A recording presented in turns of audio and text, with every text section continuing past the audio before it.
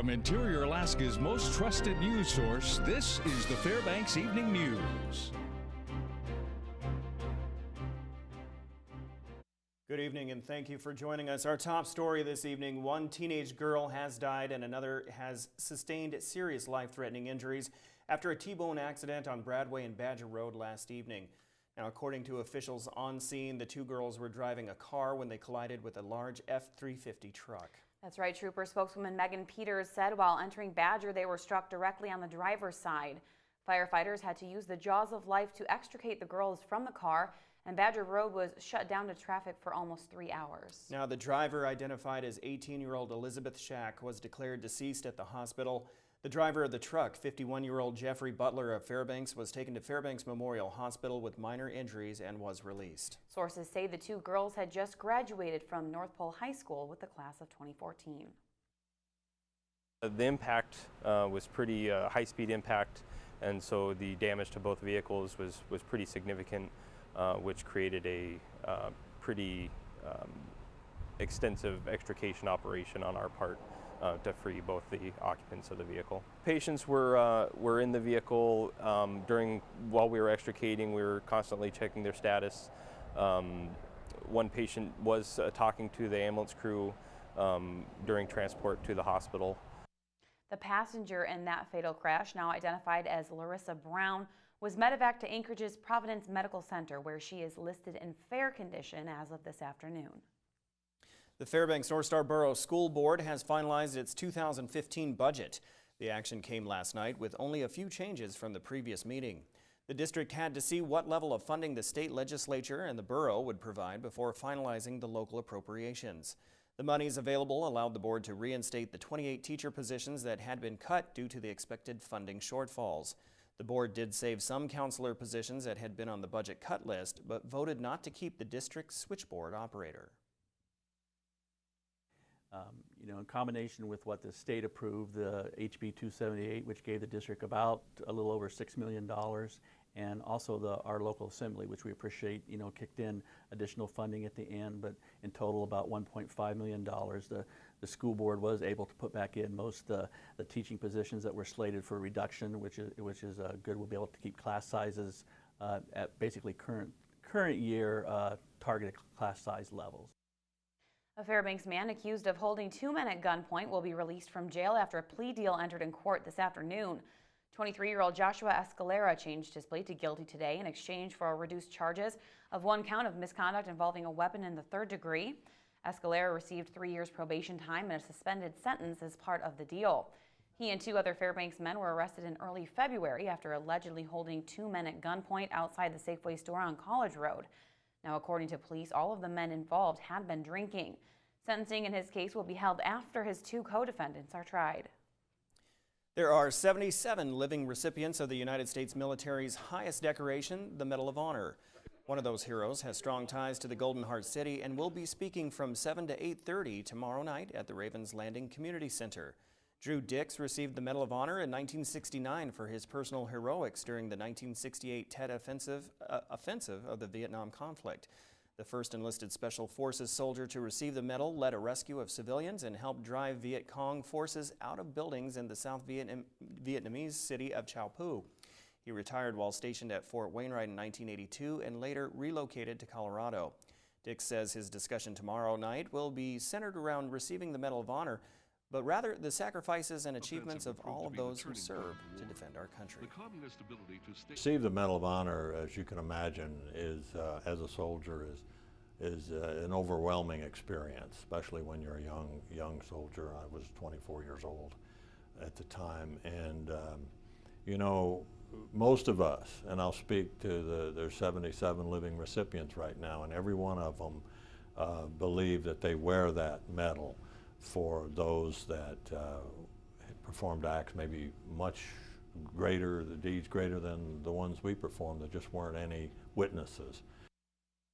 When we come back, Fort Wainwright climbers are heading back down Mount McKinley. And we learn about a device that can bring the heart back into a normal rhythm. Those stories are next. Stay with us. To the Fairbanks Evening News.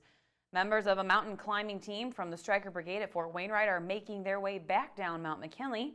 A number of unforeseen problems caused them to cancel the climb. Heavy snow last week at about the 11,000-foot level caused them to hold in place for several days. They dug caves for shelter to wait out the snow and some heavy winds. There were also 2 medical issues that came up that they couldn't treat on the mountain. The team leader made the decision to bring the team down the mountain as a group.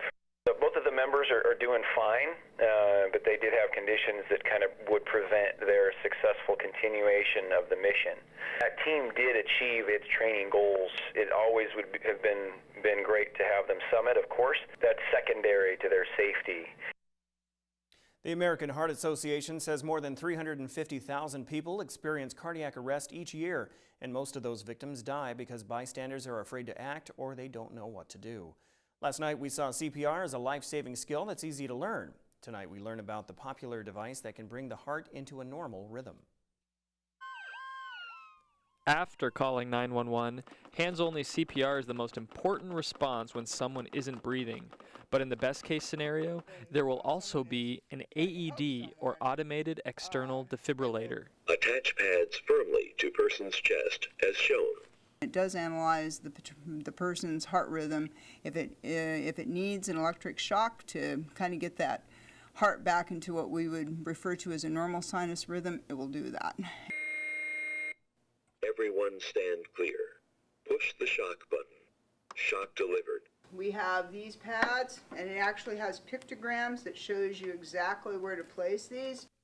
In some cases, the AED will not advise shocking the patient, but only CPR, which is why CPR is still the most important skill. Begin 5 cycles of CPR. But if there's easy access to an AED, this device can greatly improve the quality of care because they monitor what the victim needs. CPR by itself is fabulous. This, however, adds an element that's even better. To learn more, you can schedule a class through redcross.org. From the Red Cross Fairbanks office, this is Tyson Paris-Hansen. It's that time of year again, as the first full weekend in June signifies the opening of the personal use dip net fishery in the Chitna subdistrict of the Copper River. The popular destination for Alaska residents to fill their freezers with salmon is open for harvest beginning at 12:01 Saturday morning. That opener closes at 11:59 on Sunday night. However, the fishery reopens 2 minutes later at 12:01 Monday morning and runs through June 15th. While the king salmon runs look low, the fishery is open with a bag limit of 1 fish. The sockeye fishery looks to be open with a bang, and nearly 500,000 reds have crossed the Miles Lake sonar station since fish counts began May 12th. Alaska Department of Fish and Game officials are optimistic about the first 2 openers. Continued strong numbers of fish past the sonar. The original forecast for sockeye this year was as good as last year, or about the same. But right now we're 10, 15, 20,000 fish a day above that. The big issue is king salmon. Those numbers are down. So, there might not be many kings when people go down there this weekend, but if they put their time in, they should be able to get a limit of sockeye.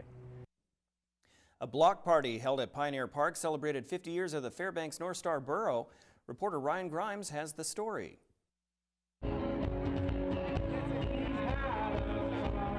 With the Battle of the Bands competition, a beer tent, several vendors, and hundreds of people in attendance, the 50th anniversary of the Fairbanks North Star Borough wasn't ignored inside the walls of Pioneer Park yesterday. It was in the mid-'70s. We had over 25 community organizations out here telling all the great things about Fairbanks. We had kids games all afternoon, gymnastics, Pantheon steel drum, and just having a great time out here at the park. Fairbanks State Representative Scott Kawasaki met with FNSB Chief of Staff Jeff Jacobson and gave him a signed proclamation from the Alaska Legislature honoring the borough, marking the day as Fairbanks Day. It's an historic day. I mean, it's the 50th birthday of the Fairbanks North Star Borough. We came from a very small city to being the 2nd largest city in the state, to being the 2nd largest school district in the state, and having the #1 Golden Heart city. I mean, the crowd here is the best. It's always been a very friendly community, even though through all the different changes, we look very different today than when I first got here in the 60s. It's still the people are what makes this a great place. Spectator Michelle Klaben says she didn't really know it was the 50th anniversary of the FNSB until later in the afternoon. She says she came to Pioneer Park for the Battle of the Bands competition to see her favorite local band, Young Fangs, win with the Phineas Gage. Both bands fought against 4 other contenders and will be going to Bacon Fest in Anchorage. And then I got invited to come hear some cool bands, and then I realized it was Fairbanks Day, and what a more beautiful day to celebrate. This is Ron Grimes reporting from within Pioneer Park. Okay, Joe Cook has the latest from the state baseball tournament. Could our interior teams get wins? Find out next. Plus, local softball teams prepare for their state tournament on Friday. All that and more with Joe after the break.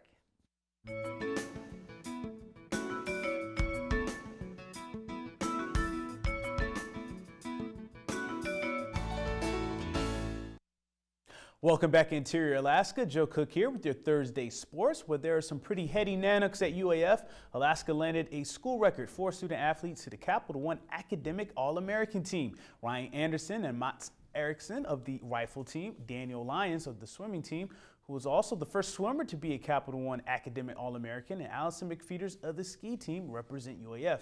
Anderson, Eriksson, and Lyons were Division II first team at-large All-American selections. McFeeters was third team. McFeeters and Anderson are the first Nanooks to ever repeat for this All-American team. All 4 have at least 3.9 GPAs in their respective majors. UAF led the nation with 3 Division II first-team selections. They tied Limestone for the most Division II picks with 4. Last year, Alaska had 3 picks to the Capital One Academic All-American team. And today, the Lathrop Malamutes of West Valley Wolfpack played their opening games at the ASAA First National Bank Alaska State Baseball Tournament.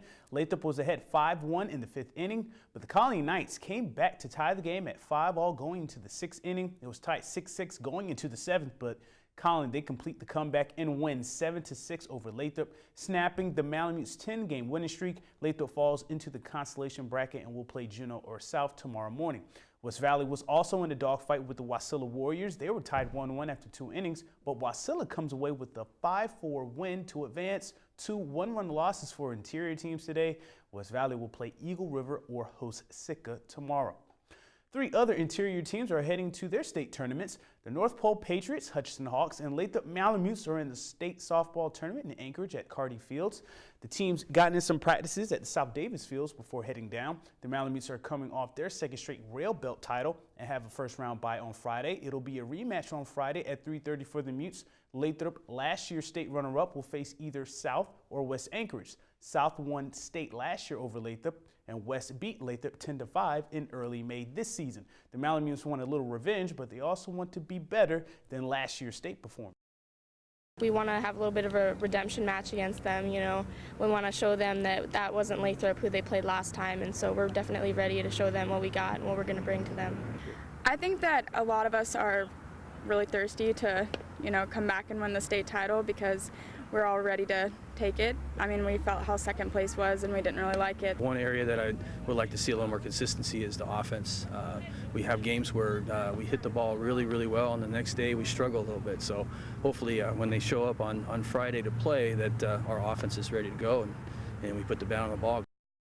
The upstart North Pole Patriots will take their #1 seed into the small school softball state tournament. The Patriots' only loss in conference play was to Hutchinson, but other than that, they ran through the Mid-Alaska Conference. North Pole plays Ketchikan, the Southeastern 2 seed, on Friday at 1 o'clock. The winner against Northern Lights champion Kodiak at 3:30. Kodiak has that bye. A number of Patriots will be on the big stage for the first time. The team is mostly comprised of freshmen and sophomores, but juniors and seniors will also make their state debuts. They feel that once they overcome some early nerves, they can shake up this year's bracket. I feel like since we have a young team, we have just new skill coming up, and I think that we have a lot of good batting, and we can really nail them. The team we have now, we can move people everywhere and still be successful and be able to make all of our plays correctly. Everybody has a part for every pitch, knowing the count, knowing the outs, knowing how to execute if you're on defense, just really slowing it down that way, and one pitch at a time, that'll get us through. Now, the other MAC team going to the state tournament are the Hutchinson Hawks. The Hawks are young but experienced when it comes to the state tournament. This is their second state berth in the team's 3-year existence. How did they get here? Hutchinson finished second in the MAC with a 7-5 record, but gave North Pole their only conference loss this season. That win gave Hutch the confidence that they can compete and win against tough teams. That confidence could be a big factor for freshman pitcher Kelsey Huntington, who will be making her state tournament debut, but her catcher, Cece Sanchez, has her back. I think we're definitely ready. We've been working for this all season. That win against North Pole definitely boosted our confidence, and I think it'll take us a long way. And if we play like we've been playing, I think we have that first game. I think we're being really strong, being really tough as a team, and we're doing really good at practice. As long as we get through that first inning, I think, get through our first few batters, realize we can make some plays, and get to the plate and do our own hitting, I think we'll be okay. And good luck to all those interior teams. But that's all I got for sports tonight. Mike Schultz is next with your full weather forecast, and we'll catch you next time. Hey, welcome back, everyone. Time once again to take a look at the weather. Mike Schultz with you, and today a little sprinkles here and there, nothing really heavy until this afternoon. Then we got to start getting some showers moving through, and there's some more showers on the way. We'll tell you about that in just a little bit. Our photograph tonight sent in by Stephanie Brower in North Pole. She was able to capture a lady slipper. You've seen a lot of these around, and very nice photograph there, nice colors. And again, as always, if you have a photograph to share, send it to me at photos@ktvf11.com. and we'll share it with the rest of the audience. What's going on at the airport right now? Well, for the most part, 57 degrees after a high of 61. The low last night, 52, pretty warm last night. The record high, 86 in 1997, record low 34 in 2006. Sunrise, 3:20 this morning. Sun sets at 12:24, which gives us 21 hours and 2 minutes of daylight, a gain of 6 minutes from yesterday.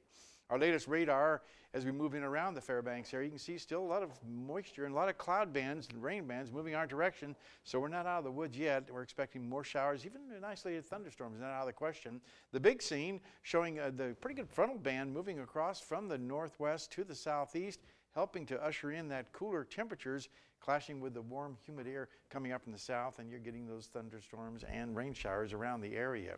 What's going on across the rest of the state looks like this, mainly partly cloudy to clear skies across southeast Alaska. We have sunny skies around the Anchorage Bowl, cloudy skies up and down the west coast, a little fog around Barrow, and just mainly cloudy skies at Fort Yukon, 61 degrees there.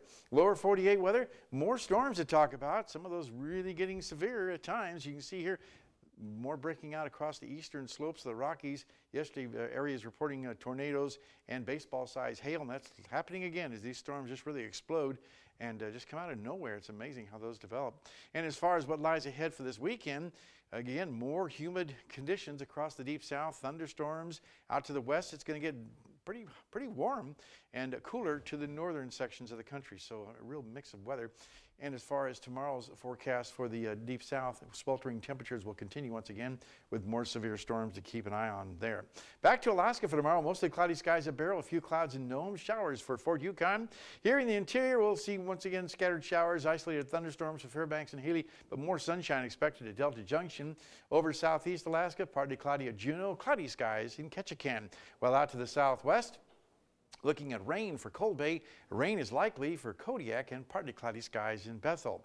And over the south central sections, mostly sunny skies at Anchorage and Valdez, decreasing clouds for Homer. Real quickly, taking a look at our fishing report for Thursday night. You heard the good news about the fishing down around the Chittenden area, but in the Valdez area, halibut fishing is getting bigger and better, but no salmon as of yet.